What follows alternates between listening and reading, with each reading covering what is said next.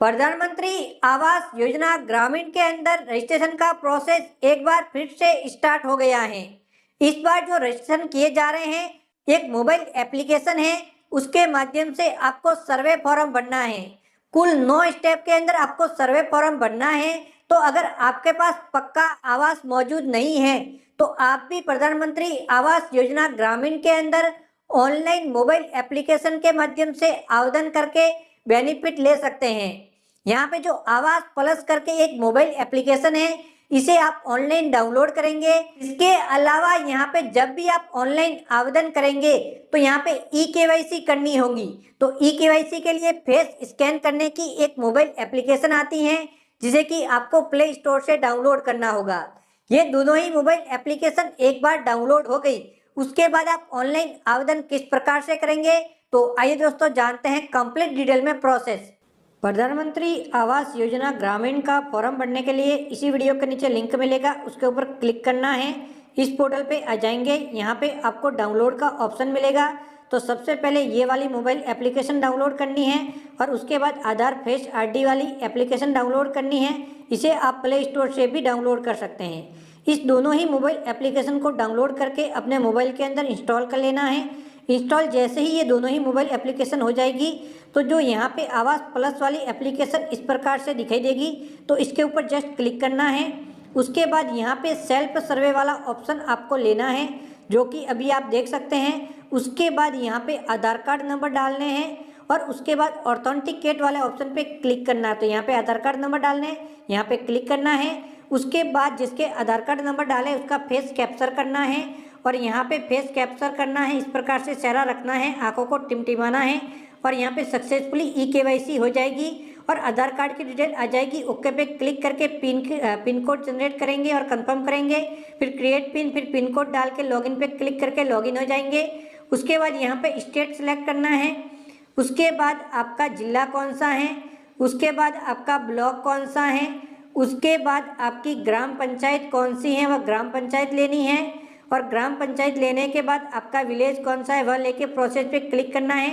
Second step complete हो जाएगा। Third step के अंदर आपको सर्वे फॉर्म भरना है। यहाँ पे देख सकते हैं एडिट सर्वे फॉर्म का ऑप्शन मिलेगा, तो जस्ट इसके ऊपर क्लिक करना है। उसके बाद यहाँ पे फैमिली हेड का नाम लिखना है इस जगह पे।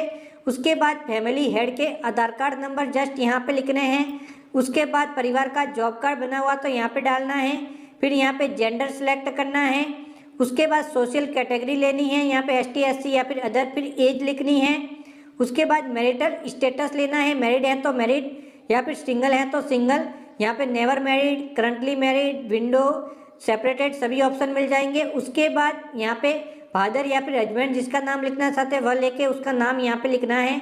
फिर यहाँ पे मोबाइल फ़ोन नंबर लिखने हैं। उसके बाद पढ़ाई कहाँ तक कर रखी है वह पढ़ाई यहाँ पे लिख लेनी है। तो यहाँ पे हाईएस्ट एजुकेशन क्या है वह लिखना है। उसके बाद व्यवसाय क्या करते हैं, यानी कि आपका बिजनेस क्या है, आप मजदूरी करते हैं तो मजदूरी हो गया।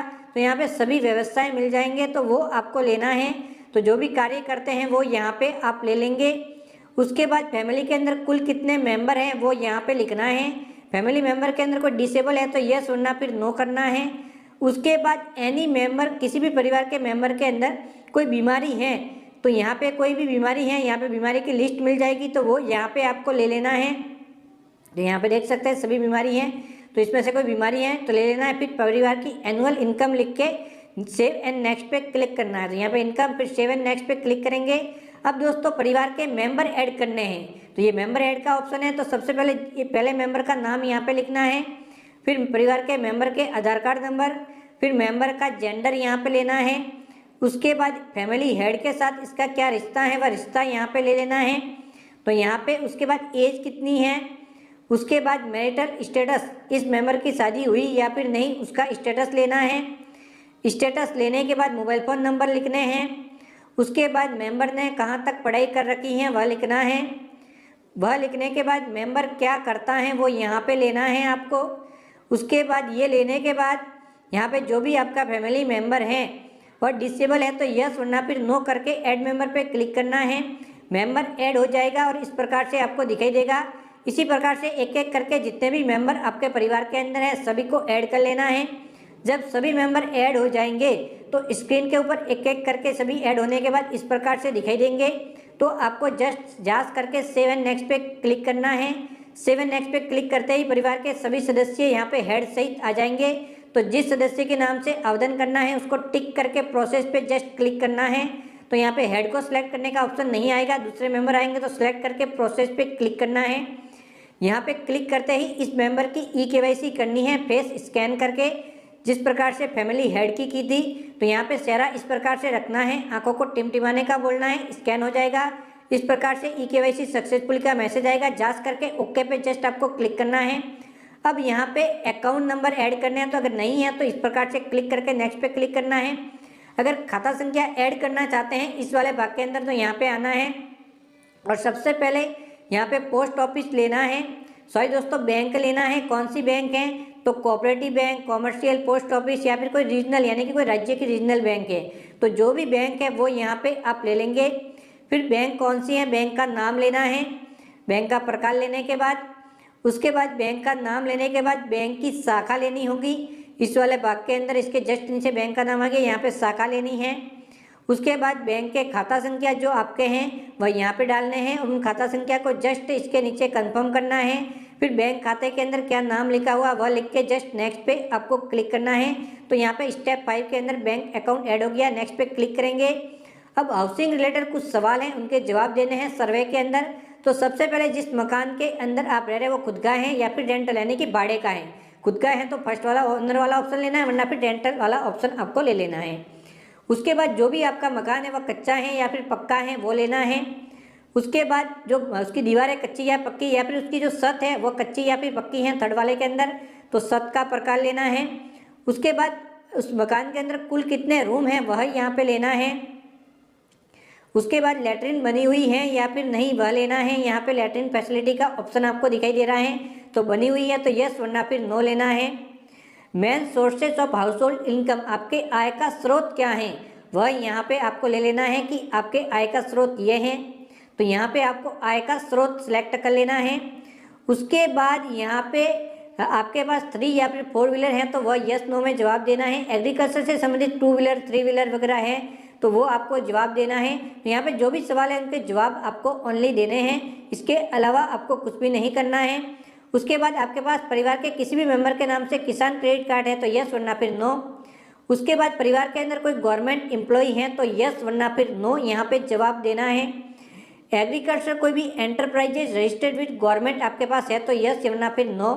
परिवार के अंदर किसी भी सदस्य की जो मंथली इनकम 15,000 से अधिक है तो यस, वरना फिर नो।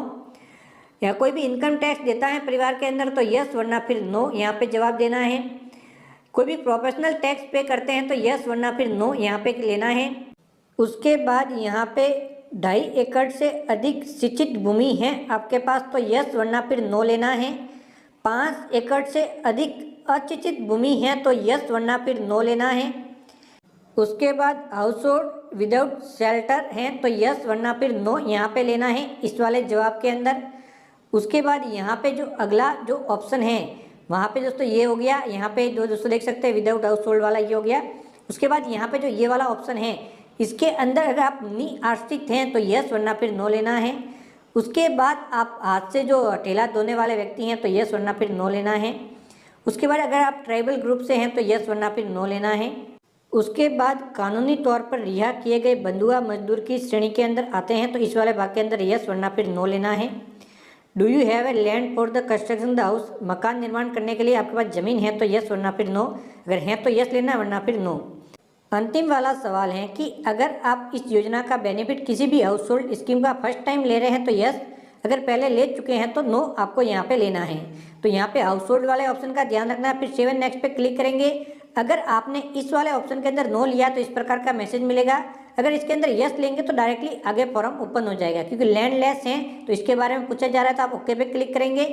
अब जिस भी मकान में आप निवास कर रहे हैं तो उसका कोई भी एक फ़ोटो कैप्चर करना है, यानी ओल्ड हाउस की आपको एक इमेज कैप्चर करनी है और उसके बाद रिमार्क डालना है। तो इमेज आप यहाँ पे कैप्चर कर लेंगे और इमेज कैप्चर करने के बाद रिमार्क डाल के जस्ट सेव एंड नेक्स्ट पे क्लिक करेंगे। जैसे ही सेव एंड नेक्स्ट पे क्लिक करेंगे तो अगले भाग के अंदर जहाँ पे आपको मकान का निर्माण करना है वहाँ का फोटो कैप्चर करना होगा। लेकिन अगर आप लैंडलेस हैं तो ये वाला ऑप्शन नहीं आएगा। अगर लैंडलेस नहीं है तो एक और ऑप्शन आएगा जिसके अंदर आपको एक और फोटो जहाँ पे मकान निर्माण करना है वो कैप्चर करना होगा। तो जैसे ही ओके पे आप क्लिक करेंगे, अब यहाँ पे आपसे पूछा जाएगा कि किस प्रकार का आप मकान निर्माण करवाना चाहते हैं। तो यहाँ पे आपको सिलेक्ट करना है। यहाँ पे RJ4 तक यानी कि 4 प्रकार के यहाँ पे मकान बताए हैं। तो जिस प्रकार का भी मकान की जरूरत है वह आपको सिलेक्ट कर लेना है यहाँ पे। और सबसे ऊपर एक सवाल है, उसका भी जवाब आपको दे देना है यस नो के अंदर। उसके बाद जस्ट प्रोसेस पे आपको क्लिक करना है। जैसे ही आप प्रोसेस पे क्लिक करेंगे इस प्रकार से फॉर्म का प्रीव्यू दिखाई देगा जिसकी जांच करेंगे। और उसके बाद जस्ट यहाँ पे डिक्लेरेशन पे क्लिक करके प्रोसेस पे क्लिक करेंगे और सक्सेसफुली सेव हो जाएगा। ओके पे आपको जस्ट क्लिक करना है। अब आपका आवेदन अभी तक सबमिट नहीं हुआ है। उसके बाद वापस आप मेन पेज पे आएंगे, अपलोड सेव्ड सर्वे डाटा का ऑप्शन है, यहाँ पे जस्ट क्लिक करना है, फिर इसको सिलेक्ट करना है, फिर अपलोड रिकॉर्ड पे क्लिक करना है। जैसे ही अपलोड रिकॉर्ड पे क्लिक करेंगे तो आपका आवेदन सबमिट हो जाएगा, सर्वे फॉर्म सबमिट हो जाएगा और आपको एक मैसेज मिल जाएगा कि सक्सेसफुली यहाँ पे सर्वे फॉर्म सबमिट हो चुका है। तो इस प्रकार से मोबाइल से आवेदन किया जाता है।